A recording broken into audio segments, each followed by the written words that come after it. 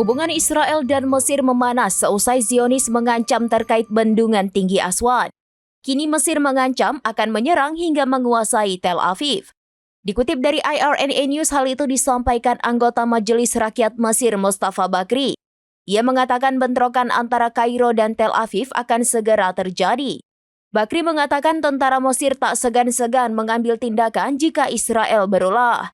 Pasalnya tentara Mesir akan melawan pasukan pertahanan Israel.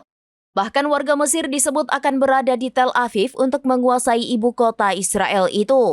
Bakri mengatakan bahwa Israel salah memahami kemampuan tentara Mesir. Hal ini merujuk pada kesulitan pasukan Israel dalam memerangi Hamas dan pejuang Palestina lainnya. Legislator itu memperingatkan warga Mesir akan menanggapi dengan tegas jika keamanan Kairo terancam. Bakri mengatakan Mesir tidak akan menunggu pesawat Israel lepas landas dari Tel Aviv dan melakukan serangan apapun terhadap bendungan tinggi Aswan.